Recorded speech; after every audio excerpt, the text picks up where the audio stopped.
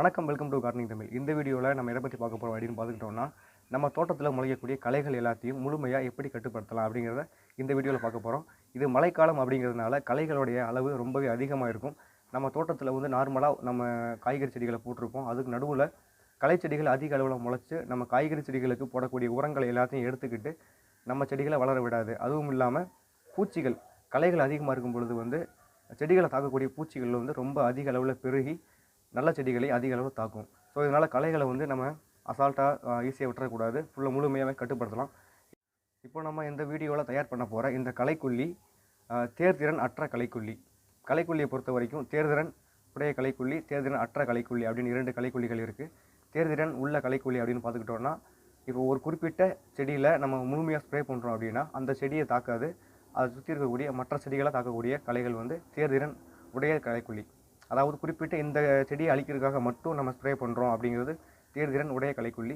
தேர்திறன் அற்ற களைக்கொல்லி அப்படின்னா நம்ம ஸ்ப்ரே பண்ணோம் அப்படின்னா எல்லா செடிகளையுமே அழிச்சிடும். நல்ல செடி கெட்ட செடி எதுவும் பார்க்காது, எல்லா செடிகளையுமே அழிச்சிடும். ஸோ இது நம்ம ஸ்ப்ரே பண்ணும்போது, இப்போ தயாரிக்கக்கூடிய இந்த களைக்கொல்லியை நம்ம ஸ்ப்ரே பண்ணும்போது நம்ம பயிரிட்ட செடிகளுக்கு மேலே பற்றாமல் பார்த்துக்கிடணும். களைச்செடிகள் மேலே மட்டும் கரெக்டாக படுற மாதிரி நம்ம ஸ்ப்ரே பண்ணணும். எப்படி பண்ணி நம்ம செடிகளுக்கு ஸ்ப்ரே பண்ணலாம் அப்படிங்கிறத வாங்க வீடியோக்குள்ளே பார்க்கலாம். நம்ம களைகளை கட்டுப்படுத்துறதை பற்றி இந்த செடியில் தான் பார்க்க போகிறோம். இப்போ நம்ம பார்த்தோம் இல்லையா ரோஜா செடி, இந்த ரோஜா செடியில் அதோடைய சுற்றி இருக்கக்கூடிய அந்த களைகளை எப்படி கட்டுப்படுத்தலாம் அப்படிங்கிறத நான் இப்போது செஞ்சு காட்டுறேன். முதல்ல இந்த செடி சுற்றி இருக்கக்கூடிய களை செடிகளை பார்த்துக்கோங்க, எந்த அளவுக்கு நல்லா பசுமையாக வளர்ந்துருக்கு அப்படிங்கிறத. இது வந்து நம்ம களைக்கொல்லி மருந்து தெளிக்கிறதுக்கு முன்னாடி எப்படி இருந்துச்சு அப்படிங்கிறதும் பின்னாடி எப்படி இருந்துச்சு அப்படிங்கிறதையும் கொஞ்சம் நல்லா பார்த்துக்கோங்க. முதல்ல ஒரு பாத்திரத்தில் 1 லிட்டர் அளவுக்கு தண்ணி எடுத்துக்கிடணும். 1 லிட்டர் சாதாரண தண்ணி. நீங்கள் எடுக்கக்கூடிய தண்ணி கொஞ்சம் உப்பு தன்மையோட கொஞ்சம் சவரான தண்ணியாக இருந்தாலுமே அது சாதாரண தண்ணியை விட அது சிறந்தது, அதை எடுத்துக்கிடலாம். அதே மாதிரி மாட்டு கோமியம் கிடச்சிச்சின்னா நம்ம அதையும் பயன்படுத்திக்கிடலாம். அதில் ஒரு அரை டம்ளர் அளவுக்கு, இப்போ நான் எடுத்துக்கிட்டேன்ல அந்த அளவுக்கு வந்து சாதாரண சமையல் உப்பை நம்ம கலந்துக்கிடணும். அப்புறமா சோடாப்பு, பேக்கிங் சோடான்னு சொல்லுவாங்க இல்லையா, அதை நான் வந்து இந்த 1 பாக்கெட் அளவுக்கு போடுறேன். நீங்கள் இதோட கம்மியாக இருந்தாலும் போட்டுக்கிடலாம். இது வந்து அந்தளவுக்கு நம்ம போடணும் அப்படின்னு தேவையில்லை. இந்த சோடாப்பு வந்து நம்மளுக்கு கம்மியாக கிடச்சிச்சு அப்படின்னா அதுக்கு பதில் எக்ஸ்ட்ரா கொஞ்சம் உப்பு கூட நம்ம கலந்துக்கிடலாம். உப்பு கொஞ்சம் எக்ஸ்ட்ரா கலந்துக்கிட்டு அந்த பேக்கிங் சோடாவை நம்ம அளவு குறைச்சிக்கிடலாம், அப்படியும் பண்ணலாம். ரெண்டையும் நல்லா போட்டதுக்கப்புறமா தண்ணியில் நல்லா கரையிற வரைக்கும் ஒரு குச்சியால் நல்லா மிக்ஸ் பண்ணணும். ஒரு 1 நிமிஷத்துக்கு நல்லா மிக்ஸ் பண்ணோன்னா ஃபுல்லாமே எல்லாமே கரைஞ்சிரும். ஓகே, இப்போ வந்து ஃபுல்லாத்தையும் நல்லா மிக்ஸ் பண்ணியாச்சு. மிக்ஸ் பண்ணதுக்கப்புறமா நம்ம ஒரு நல்ல ஸ்ப்ரேயராக இருக்கணும். செடிகள் மேலே எல்லாத்துலேயுமே வந்து ஓரளவுக்கு ஈக்குவலாக ஸ்ப்ரே பண்ண மாதிரி ஒரு ஸ்ப்ரேயராக இருக்கணும். அந்த மாதிரி ஸ்ப்ரேயரில் நல்லா ஊற்றிக்கோங்க. இதை வந்து நம்ம கைகளால் தெளித்து விடுறது வந்து அந்தளவுக்கு நல்லா வராது. உரங்களை வந்து நம்ம கைகளால் தெளித்து விடலாம்னு சொல்லியிருப்போம், அந்த மாதிரி இதை பண்ண வேணாம். முடிஞ்ச அளவுக்கு ஸ்ப்ரேயர் யூஸ் பண்ணுறது இது சிறந்தது. இப்போ பார்த்துக்கிட்டோம்னா இந்த ரோஜா செடி இருக்குது இல்லையா, ரோஜா செடியை சுற்றி இருக்கக்கூடிய அந்த இடத்துல மட்டும்தான் நம்ம தெளிக்க போகிறோம். எல்லா இடத்துலையும் தெளிக்க போகிறது கிடையாது. ரோஜா செடியை சுற்றி இருக்கக்கூடிய அந்த சில களை செடிகளில் மட்டும் தெளிக்க போகிறோம்.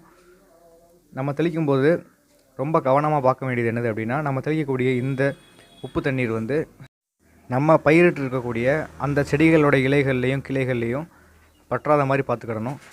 அப்படி பட்டுச்சு அப்படின்னா நம்ம பயிரிட்டு இருக்கக்கூடிய அந்த செடிகளுடைய இலைகளுமே கருகிரும், பட்ட இடம் எல்லாமே கருக ஆரம்பிச்சிடும். ஸோ அதனால் முடிஞ்ச அளவுக்கு நம்ம பயிரிட்டு இருக்கக்கூடிய செடிகளில் இலைகளை படாமல் தெளிச்சிருங்க. நல்லா ஒரு காலை நேரத்தில் தெளிக்கிறது நல்லது. காலை நேரத்தில் தெளித்தா மட்டும்தான் அது ரொம்ப நேரமாக இலைகள் மேலே பட்டு நல்லா அதை காய வைக்கும். ஓகே, இப்போ வந்து ஓரளவுக்கு செடியை சுற்றி நல்லா தெளித்து விட்டாச்சு. தெளித்து விட்டதுக்கப்புறமா நான் அதுக்கு அடுத்த நாள் உங்களுக்கு இது காட்டுறேன். செடிக்கு பின்புறம், அந்த பூக்கு பின்புறம் பார்த்திங்கன்னா நல்லா கொஞ்சம் காஞ்சு போயிருக்கும். இதில் உங்களுக்கு ஒரே நாள்லேயே மாற்றம் தெரியும் உங்களுக்கு எப்படி இருக்குது அப்படிங்கிறது. நேற்று வந்து கொஞ்சம் நல்லா பசுமையாக இருந்துச்சு, இன்றைக்கி நிறையா காஞ்சு போயிருக்கு, இலைகள்லாம் சுருண்டு இருக்குது. இப்போ கூட நான் உங்களுக்கு இலைகளை வந்து கொஞ்சம் பக்கத்திலோட பிடிச்சி காட்டுறேன்.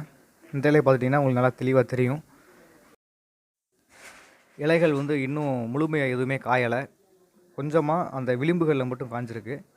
மீதி இலைகள் எல்லாம் இனிமேலாம் காய ஆரம்பிக்கும். நான் வந்து நேற்று தான் தெளித்தேன், அது இன்றைக்கி நான் உங்களுக்கு காட்டுறேன். இந்த இதில் எதுக்காக வந்து முழுமையாக இன்னும் காய ஆரம்பிக்கல அப்படின்னா, அந்த ஸ்ப்ரேயர் வந்து சின்ன ஒரு ப்ராப்ளம், நாஸ்டிலில் சின்ன பிரச்சனை இருந்ததுனால ஈக்குவலாக கரெக்டான இடத்துல வந்து ஃபுல்லாக ஸ்ப்ரே பண்ணாகலை.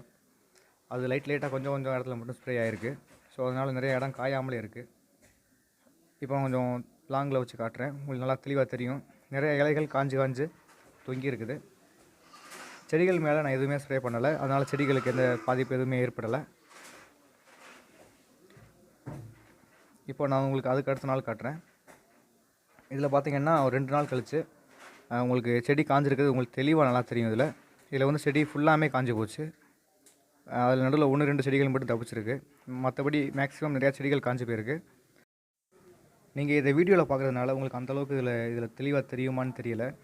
கண்டிப்பாக நீங்கள் ட்ரை பண்ணி பாருங்கள். இந்த வீடியோ உங்களுக்கு பிடிச்சிருந்துச்சு அப்படின்னா லைக் பண்ணுங்கள். சந்தேகங்கள் இருந்தால் கமெண்ட் பண்ணுங்கள். மறந்துடாமல் கார்டனிங் தமிழ் சேனலுக்கு சப்ஸ்கிரைப் பண்ணிக்கோங்க.